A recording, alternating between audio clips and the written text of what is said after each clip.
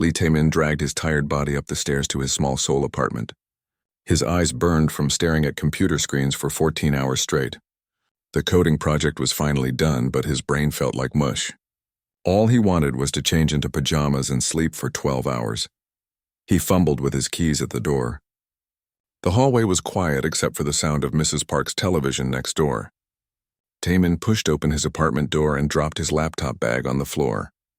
The familiar smell of instant noodles and coffee greeted him. His wardrobe stood against the far wall of his bedroom. Tae-min walked over and grabbed the handle. He needed clean pajamas. As he pulled the door open, something blue tumbled out and crashed into him. Tae-min stumbled backward and hit his desk chair. His heart pounded as he stared at the figure on his floor. It was a person, but not quite human. The skin had a light blue color like winter sky. Silver hair caught the light from his desk lamp. The clothes looked strange, made of material that seemed to change color when he looked at it from different angles. The being sat up slowly and winced. When it looked at him, Tae-min saw large eyes that were definitely not human. They were purple with flecks of gold. "Oh no," the being said in perfect Korean. "This is not good." Tae-min's mouth opened and closed like a fish. No words came out. His logical programmer brain tried to process what he was seeing, but it made no sense. "You can talk," he finally managed to say. "Of course I can talk." The being stood up carefully, brushing dust off the strange clothes. "I am Ambassador Velterra of the Catherian Diplomatic Corps, and you are my accidental husband." "What?" Tae-min's voice cracked like a teenager's. Velterra touched something on her wrist. A small device lit up with blue light. "According to the human customs I studied from your broadcast signals, when a male offers shelter in his dwelling to a female in need, they become married. You opened your wardrobe and provided me shelter. We are now bound by this ancient earth ritual." Tae-min sat down hard in his chair. "That's not how marriage works." "It is not?" Velterra tilted her head. "But I observed this practice in over 47 different human entertainment broadcasts. The pattern was very clear. Those were movies and TV shows. They're not real." Velterra's purple eyes widened. "Oh, this is unfortunate." Tae-min rubbed his temples. "I'm having a breakdown. Too much coding. Not enough sleep. I'm seeing things. You're not seeing things." Velterra walked to his wardrobe and pushed aside his hanging clothes. Behind them, instead of the back wall, there was a dark space filled with blinking lights. "My escape pod is hidden in your wardrobe using dimensional folding technology. Very real technology." Tae-min stared at the impossible sight. His small wardrobe was somehow bigger inside than outside. Strange devices hung from the walls of the hidden space. Some beeped softly. Others glowed with colors he had never seen before. "This is impossible," he whispered. "Humans say that word often," Velterra said. "Yet you constantly achieve impossible things. That is why my people find you so interesting. And so dangerous." "Dangerous? We barely have space travel." Velterra pulled a small crystal from the hidden space. It projected a hologram showing Earth surrounded by alien ships. "Your planet has been watched for 50 Earth years. The Galactic Diplomatic Corps has been planning first contact. But not the kind of first contact your people hope for." The hologram changed to show documents covered in alien writing. Tae-min could not read them, but the tone felt threatening even without translation. "There is a conspiracy," Velterra continued. "Several alien governments plan to trick humanity into becoming a servant species. They will offer advanced technology and membership in galactic society, but the real terms will make Earth a colony, not a partner." "Why are you telling me this?" "Because I discovered the truth and tried to stop it. I stole evidence of the conspiracy and fled. My own people now hunt me as a traitor." She touched her side and winced. Dark blue liquid stained her fingers. "I am injured and alone. When my escape pod crashed, your wardrobe was the only hiding place the stealth systems could create." Tae-min looked at the blue blood on her fingers. The impossible was becoming very real. "You need medical help. Human medicine cannot help me, but I have healing devices in my pod." She gestured to the hidden space. "I just need time to recover and plan my next move." A loud banging sound came from Tae-min's front door. "Tae-min," a gruff voice called. "What's all that noise? Are you moving furniture at this hour?" Tae-min's blood went cold. Kim Hae-won lived next door. She was a retired army colonel who noticed everything. If she came inside and saw Velterra, "Hide," he whispered urgently. Veltara quickly stepped back into the impossible space behind his clothes. Taman closed the wardrobe door and tried to look normal. His hand shook as he walked to the front door. "Coming, Colonel Kim," he called. He opened the door to see Kim Hae-won standing in the hallway. She was 60 years old but still looked like she could arm wrestle a bear and win. Her sharp eyes scanned his face. "You look terrible," she said. "What were you doing in there?" Sounded like someone fell down. "I just got home from work. Dropped some stuff. Sorry for the noise." Kim Hae-won's eyes narrowed. She stepped closer and sniffed. "Smells strange. Like ozone after lightning." Taman's heart hammered against his ribs. "I've been working with electronics all day. Maybe that's it." She studied his face for a long moment. "Get some sleep. You look like death." "Yes, ma'am. Good night." Taman closed the door and leaned against it. His legs felt like jelly. When he was sure Kim Hae-won had gone back to her apartment, he returned to his bedroom. "Is it safe?" Veltara's voice came from inside the wardrobe. "For now." He opened the door. "But my neighbor is suspicious. She's ex-military. She notices things." Veltara stepped out looking worried. "This complicates matters. I cannot stay hidden forever. My people will expand their search. They have technology that can scan entire cities. How long do we have? Perhaps a few days. Maybe less." She sat on his bed looking exhausted. "I am sorry, Lee Taman. I have brought great danger to your life." Taman looked at this strange blue woman who claimed to be an alien diplomat. Everything about this situation was crazy, but the evidence was right there in his wardrobe. And somehow, looking at her tired face, he believed her story. "Well," he said finally, "I guess we better figure out how to save the world then." Veltara smiled for the first time since falling out of his wardrobe. "Yes, I suppose we should." Taman stared at his phone for 10 minutes before calling Park Ji-woo. "How do you tell your best friend that an alien diplomat is hiding in your wardrobe? How do you explain that Earth is about to become a galactic colony? This is crazy," he muttered to himself. But Veltara was right. They needed help. Ji-woo answered on the third ring. "Taman, it's 3 in the morning.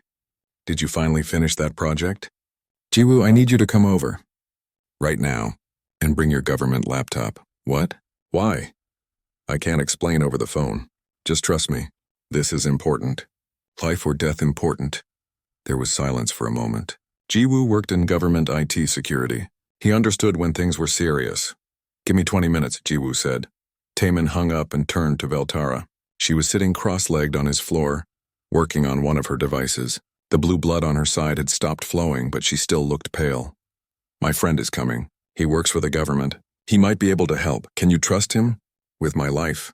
Veltara nodded. "Then we will trust him with all our lives." Ji-woo arrived exactly 20 minutes later. He was a short, stocky man with thick glasses and skeptical eyes. He carried his secure government laptop and wore the same confused expression he'd had since college, when Taemin dragged him into strange situations. "Okay, what's the emergency?" Ji-woo asked as he entered the apartment. Taemin took a deep breath. "Promise me you'll listen to everything before you call me crazy." "I already think you're crazy. That's why we're friends." Taemin led him to the bedroom. "Veltara, this is Park Ji-woo." "Ji-woo. Meet Ambassador Veltara from the Kitherian Diplomatic Corps." Veltara stood up from behind the bed. Ji-woo's mouth fell open. His laptop slipped from his hands and hit the floor with a loud crack. "Holy..." Ji-woo stared at Veltara's blue skin and silver hair. "She's really alien, yes." Taemin caught his friend's arm before he could fall over. "And she has information that could save humanity." For the next hour, Veltara explained everything. She showed Ji-woo her technology and the evidence of the galactic conspiracy. Ji-woo, being a government IT worker, understood the implications immediately. "So in 6 months, these aliens will show up and basically trick us into slavery?" Ji-woo said, rubbing his temples. "Unless we can stop them," Veltara confirmed. "But I am just one person. I need allies." Ji-woo opened his laptop. Despite the crack in the screen, it still worked. "I have security clearance for classified files. Let me check something." His fingers flew over the keyboard. After several minutes, he went very still. "What is it?" Taemin asked. "There are files here. Classified reports about unexplained aerial phenomena, unusual electromagnetic readings, things that date back decades." Ji-woo's voice was tight. "The government knows something is out there. They just don't know what." Veltara moved closer to look at the screen. Your leaders have been careful not to reveal too much. But yes, there has been limited contact. Mostly observation. Wait, Jiwoo said, clicking through more files. There's something else here. A program called Project Horizon. It's about preparing for eventual contact with non-terrestrial intelligence. Veltara's purple eyes darkened.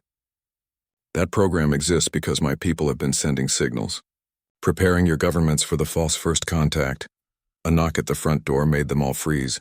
Taemin, are you okay in there? It was a young woman's voice. Taemin's eyes went wide. Subin, my sister. She has a key. The sound of a key turning in the lock echoed through the apartment. Hide, Taemin whispered to Veltara. But it was too late. Choi Subin walked into the bedroom carrying a bag of groceries. I brought food because I know you never eat properly when you're working on... She stopped talking when she saw Veltara. Subin was 23 years old and studying anthropology at Seoul National University. She was also the smartest person Taemin knew. Her eyes took in Veltara's appearance, the alien devices on the floor, and Jiwoo's cracked laptop screen. Okay, she said calmly, setting down the groceries. Either I'm having a very weird dream, or first contact just happened in my brother's bedroom.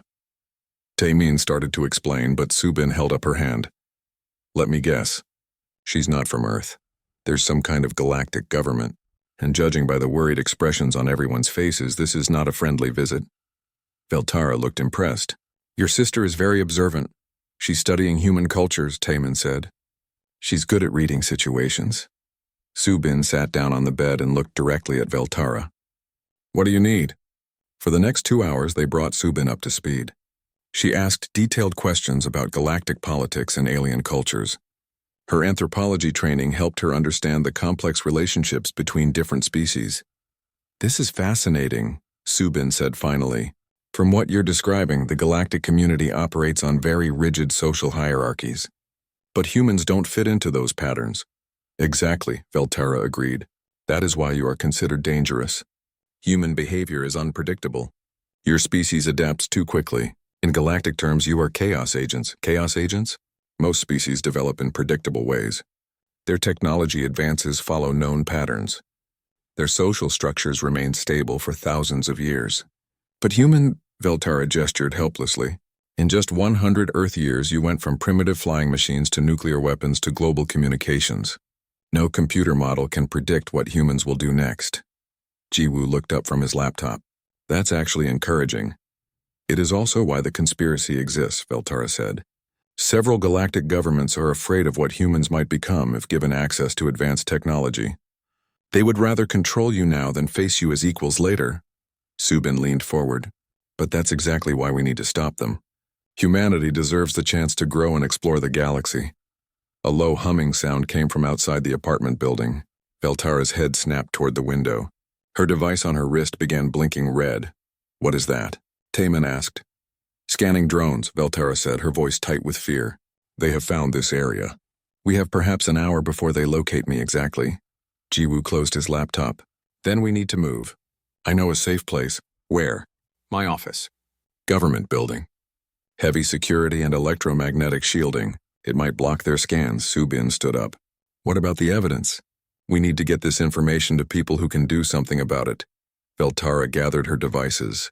The problem is knowing who to trust. Some of your governments may already be compromised.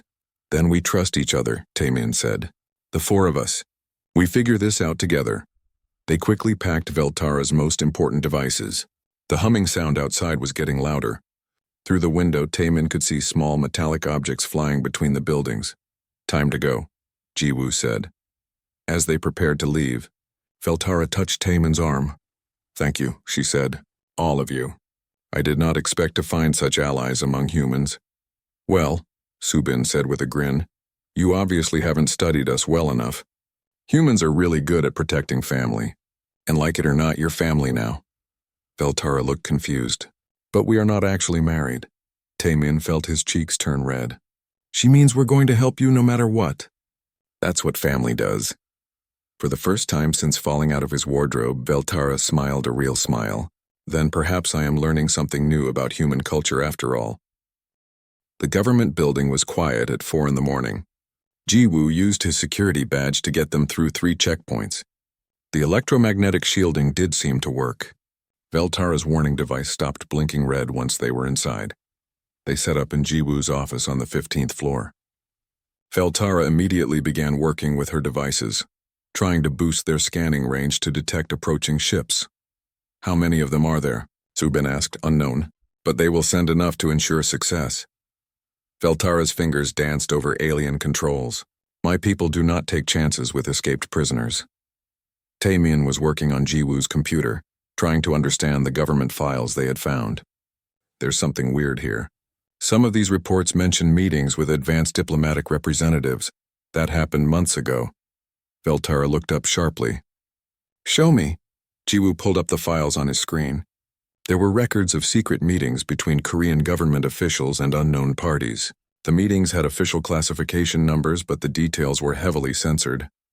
"This is worse than I thought," Veltara said. "They have already made contact with some of your leaders. The conspiracy is more advanced than I realized." "What does that mean?" Subin asked. "It means some humans are already working with them, either willingly or because they have been threatened." A new sound reached them through the building's thick walls. It was different from the scanning drones. Deeper. More powerful. Veltara's device began blinking again, this time orange instead of red. "A ship has landed. Close to here." "How close?" Taemin asked. "Very close." 20 minutes later, Jiwoo's phone rang. It was his supervisor calling at 4:30 in the morning. "Park, I need you to come to conference room A immediately. Bring your analysis equipment." "We have visitors." Jiwoo looked at the others. "My boss wants me downstairs.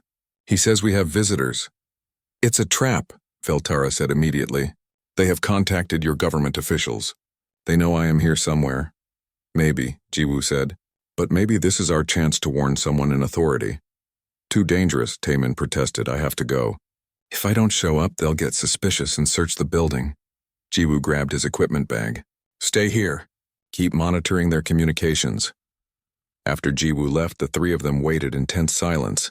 Veltara worked on her devices while Subin and Taemin watched the city through the office window. Seoul looked normal in the early morning light, but they knew alien ships were hidden somewhere nearby. "There." Veltara pointed to her scanner. 2 ships landed in Uedo Park. 1 smaller ship near the government district. They are setting up a search perimeter. Taemin's phone buzzed with a text from Jiwoo. "Big trouble. They know about the alien. They want me to help find her. Playing along for now. He's trying to buy us time," Taemin said. Subin was studying the government files on the computer. "Look at this. These secret meetings, they all happened right after unusual electromagnetic events. The same kind of events Veltara's people would cause." "What are you thinking?" "I'm thinking the conspiracy isn't just about tricking humanity. It's about dividing us, getting some humans to work against other humans." Veltara nodded grimly. "A common tactic. Turn a species against itself, then offer to restore order. Very effective." An hour passed with no word from Jiwoo. Then Veltara's scanner showed new movement. "They are expanding the search, moving building by building. We have perhaps 30 minutes before they reach this floor." "We need to leave," Taemin said. "Where?" "They will find us anywhere in the city." Subin stood up suddenly. "The subway tunnels. Seoul has hundreds of kilometers of underground tunnels. Some are abandoned. If we can get underground..." "The electromagnetic interference might hide us," Veltara agreed. "It is worth trying." They gathered the most important devices and made their way to the emergency stairs. 15 floors down, carrying alien technology and trying not to make noise. Taemin's legs were shaking by the time they reached the ground floor. The building's lobby was empty except for 1 security guard who was watching news on his phone. They slipped past him and out a side exit. The morning air was crisp and clean. Seoul was waking up around them. Traffic was light but growing. Normal people heading to normal jobs, completely unaware that aliens were hunting through their city. "The nearest subway entrance is 3 blocks, Subin said. They moved quickly through the streets, trying to look like early commuters. Veltara had pulled up the hood of Taemin's jacket to hide her silver hair, but her blue skin was still visible. 2 blocks from the subway, Taemin heard the humming sound again. This time it was directly overhead. "Don't look up," Veltara whispered. "Keep walking normally." But as they approached the subway entrance, Taemin saw something that made his heart stop. Kim Hae-won was standing near the entrance talking to 2 people in dark suits. My neighbor, he whispered. She's talking to government agents. Subin grabbed his arm. This way. Different entrance. They changed direction, but more people in dark suits were appearing on the streets around them. The trap was closing. They're hurting us, Veltara observed. Forcing us toward a specific location. The park, Subin said. They want us to go to the park where their ships are. Taman saw an alley between two apartment buildings. In here, they ducked into the narrow space between buildings. It led to a small courtyard where old women were hanging laundry. The women stared at them with curious eyes, but said nothing. We need another way underground, Veltara said. Subin pulled out her phone and opened a map application. There's a maintenance tunnel entrance 2 streets over. Near the old market. They made their way through back alleys and small streets, avoiding the main roads where the agents were searching. The humming sound followed them, sometimes close, sometimes distant. At the old market, Subin found the maintenance entrance hidden behind a food stall. The elderly vendor watched them suspiciously, but didn't try to stop them when Subin offered to buy some fruit. The tunnel was dark and smelled like old concrete and stagnant water. But it was underground, away from the scanning drones. How far do these tunnels go? Veltara asked. All over the city, Subin said. Some connect to the subway system. Others are just for utilities. They walked through the darkness, using Taman's phone light to see. The sound of their footsteps echoed off the walls. After 20 minutes, they found a wider section with electrical panels and old maintenance equipment. It felt safe enough to stop and rest. Veltara set up her scanner again. The interference down here is significant. They will have trouble tracking us. But we can't stay down here forever, Taman said. No, and my people will adapt. They will bring more powerful scanning equipment. Subin was thinking out loud. We need to change the game. Instead of hiding, we need to go on the attack. Attack aliens with advanced technology? With what? With what they can't predict, Subin said. Human unpredictability. They expect us to run and hide. What if we do something completely unexpected? Veltara looked interested. What do you suggest? We go public. We tell everyone what's happening. Make it impossible for them to cover this up. Taman shook his head. Who would believe us? We have proof. We have Veltara herself, and we have Jiwoo inside the government meeting. He can record evidence. It is risky, Veltara said. But humans have always succeeded through taking risks that other species would never consider.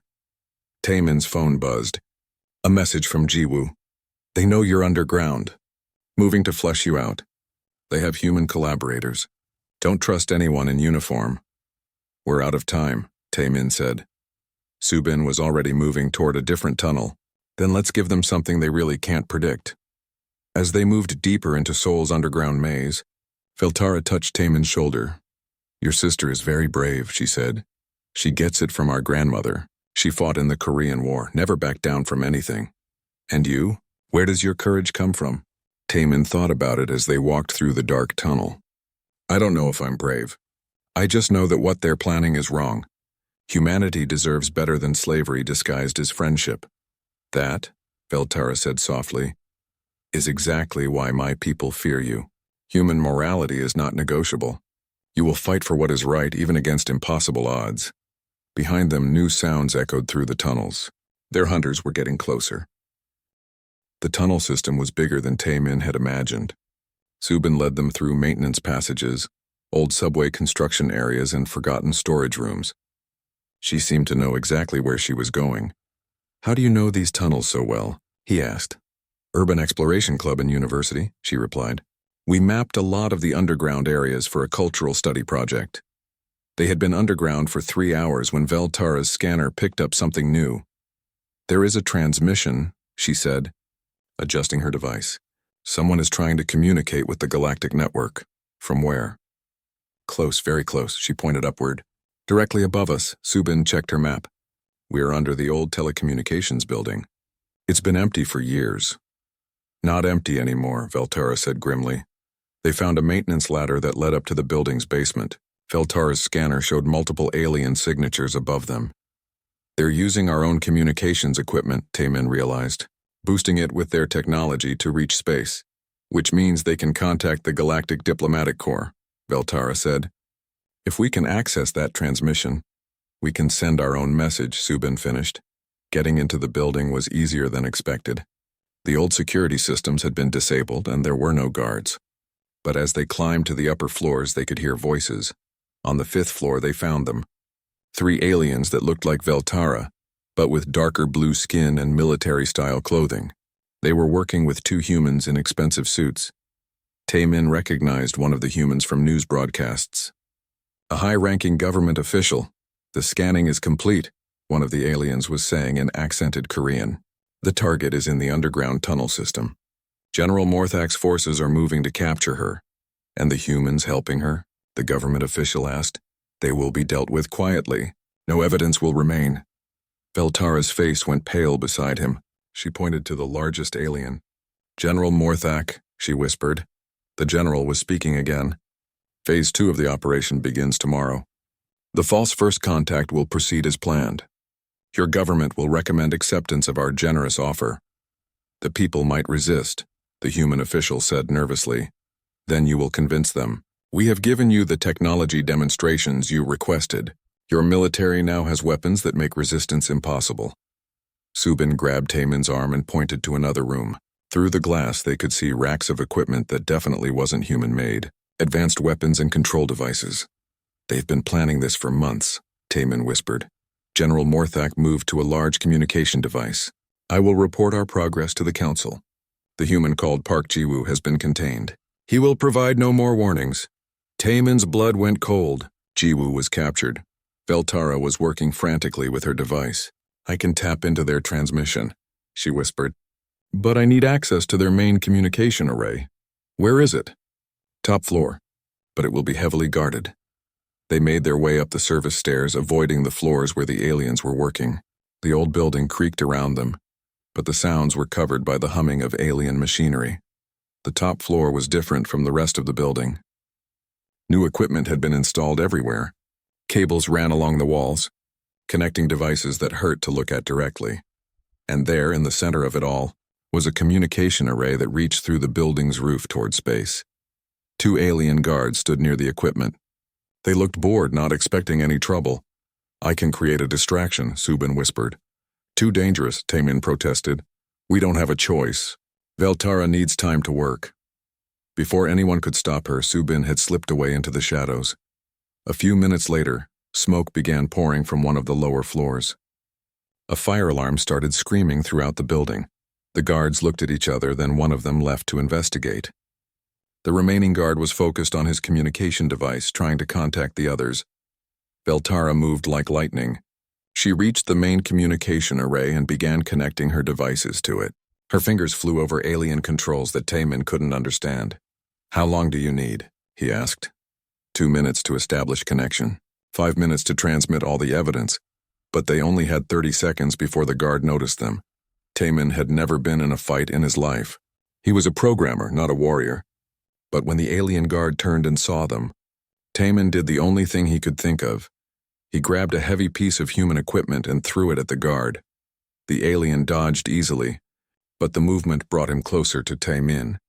The guard reached for what looked like a weapon, but Taemin was already moving. He tackled the alien around the waist. They crashed into a rack of equipment together. The alien was stronger, but Taemin was desperate. They fought among the sparking electronics while Veltara worked frantically at the communication array. Connection established, she called out. The alien guard threw Taemin off and reached for his weapon again. But Subin appeared from behind, hitting the guard with a metal pipe from the fire emergency equipment. The alien collapsed, unconscious. Got him, Subin said, breathing hard. Beginning transmission, Veltara announced. For the next 5 minutes, they watched as Veltara uploaded everything. Evidence of the conspiracy, records of the false first contact plan, proof that some human governments were already compromised. Transmission complete, she said finally, but their victory was short-lived. Heavy footsteps echoed from the stairwell. General Morthak's voice carried up from below, speaking in rapid alien language. They know what we did, Veltara said. Is the message away? Yes, but now they will accelerate their plans. The false first contact will happen within days, not months. They could hear the aliens coming up the stairs. Multiple sets of footsteps. Armed and angry, Subin looked around the equipment room. There, she pointed to a maintenance access hatch. Leads to the roof. They climbed through the hatch just as alien soldiers burst into the communication room below. On the roof, Sol spread out beneath them in the morning sunlight. The city looked peaceful, but Taman knew that was about to change forever. "What happens now?" he asked. Veltara was monitoring her device. "The Galactic Diplomatic Corps will receive our transmission within hours. But the conspiracy will not wait. They will move immediately to secure Earth before the evidence can be verified." "So we're too late?" "Not too late. But the next phase of the battle is beginning." She looked at both of them seriously. "The false first contact will happen. But now the galaxy will know it is false. That changes everything." An alien ship rose from behind a nearby building, moving toward their position. "Time to go," Subin said. As they prepared to run again, Veltara caught Taman's hand. "What you did back there fighting that guard. You are not a warrior, but you fought anyway. I had to protect you." "Yes. And that is what makes humans dangerous to the conspiracy. You will fight for others even when you are afraid, even when you have no chance of winning." The ship was getting closer. They could hear General Morthak's voice coming from loudspeakers demanding their surrender. "He's offering us safe passage if we give ourselves up," Veltara translated. "Do you believe him?" Taman asked. "No." "Then we keep running." As they climbed down the building's fire escape, alien ships began appearing all over Sol's skyline. The false first contact was about to begin. But thanks to their transmission, the galaxy would be watching, and humanity would not face this deception alone. The false first contact began at noon. Giant alien ships appeared over every major city on Earth. They were beautiful and terrifying, gleaming in the sunlight like metal birds. News broadcasts interrupted regular programming. World leaders appeared on television, announcing that humanity was about to join a galactic community. But Taman, Subin, and Veltara knew the truth. They had found a hiding place in an abandoned factory on the outskirts of Sol. From there, they watched the news coverage on Subin's phone. The ships were broadcasting messages of peace and friendship in dozens of human languages. "It looks so convincing," Subin said. "That is the point," Veltara replied. "My people are excellent at manipulation." On the news, General Morthak appeared as a dignified diplomatic representative. He spoke perfect Korean, offering advanced technology and protection from cosmic dangers. All humanity had to do was accept a simple treaty, the treaty that will make Earth a colony, Taman said bitterly. "But our message got through," Veltara reminded him. "The Galactic Diplomatic Corps received all the evidence. They will respond. When? Soon. Space travel takes time even with our fastest ships." The television showed crowds gathering in cities around the world. Some people were celebrating. Others looked afraid. A few were protesting, holding signs that said things like, "Don't trust them," and "Remember independence." "At least some people are suspicious," Subin observed. Veltara's scanner suddenly came alive with activity. Multiple ships approaching, not Catherian design. Through the factory windows, they saw new ships appearing in the sky. These were different from General Morthak's fleet.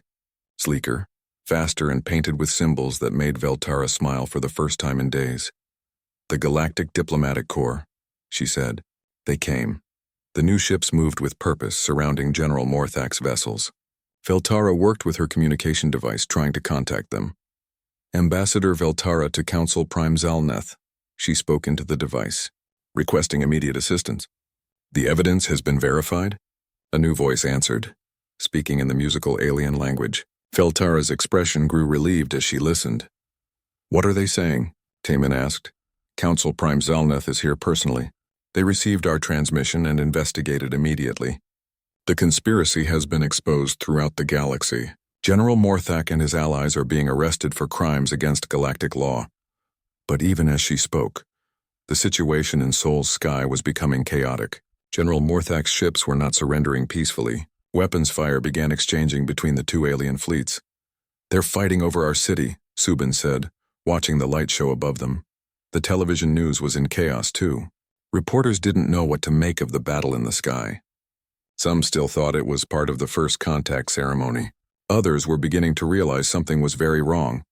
Then everything changed. Human military aircraft appeared, engaging General Morthak's ships. But they weren't using normal human weapons. The aircraft moved too fast and hit too hard. The compromised officials, Veltara said grimly. They are using alien weapons we provided to them. They are trying to help General Morthak escape. The battle was three-way now. The Galactic Diplomatic Corps ships, General Morthak's conspirators, and human aircraft with alien weapons all fighting over Sol. But something unexpected happened. Other human aircraft appeared. These were using normal Earth weapons, but they flew in patterns that made no sense to alien battle computers.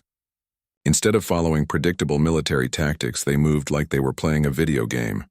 What are they doing? Veltara asked, watching in fascination. Being human, Taemin said with growing pride. They're improvising. The human pilots were using tactics that violated every military textbook.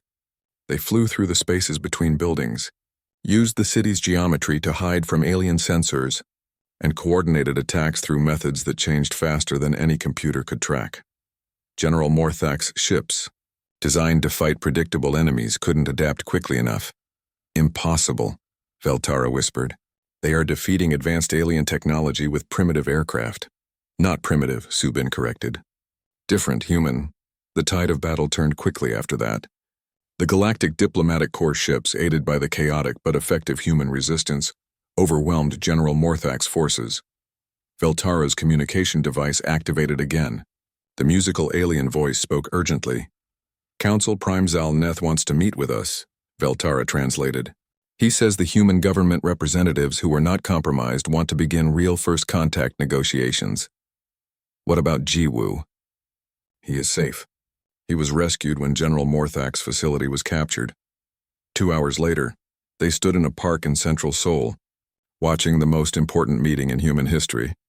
Council Prime Zalneth was tall and elegant, with pale green skin and 4 arms. He looked nothing like Veltara's people, but he radiated authority and wisdom. The real government officials, the ones who hadn't been part of the conspiracy, stood nervously nearby. Jiwoo was with them, looking tired but unharmed. Ambassador Veltara, Council Prime Zalneth said in perfect Korean, "Your courage has prevented a great injustice." "I could not have succeeded without human assistance," Veltara replied. Lee Taemin, Choi Subin, and Park Jiwoo risked everything to help expose the truth. The Council Prime turned to study the 3 humans. "Yes, we have been monitoring human behavior during this crisis." "Very educational." "Educational how?" Subin asked boldly. "Your species does not react as our models predicted. When faced with superior technology and overwhelming odds, most species surrender or flee. Humans attack, and somehow you win." Taemin felt embarrassed. "We just did what felt right." "Exactly. That is what makes you remarkable." Council Prime Zalneth gestured to the city around them. General Morthak believed humans could be controlled through fear and manipulation. But fear makes humans more dangerous, not less. And you cannot manipulate beings who constantly surprise themselves. The negotiations that followed took place over several days. But they were real negotiations between equals, not the surrender terms that General Morthak had planned. Earth would join the galactic community as a full member species. Humans would have access to advanced technology, but they would also contribute their own unique strengths to galactic civilization. "What strengths?" one of the government officials asked. "Chaos management," Council Prime Zalneth explained. "Most galactic problems are solved through careful planning and predictable solutions. But some problems require creative thinking, human thinking. You want us to be the galaxy's troubleshooters? Among other things. Your adaptability will be invaluable." On the final day of negotiations, Veltara found Taemin sitting alone in the park where they had first met the Council Prime. "You look sad," she observed. "Not sad. Just processing. A week ago, I was a programmer who worked too much and ate too much instant noodles. Now I'm apparently part of galactic history." Veltara sat beside him on the bench.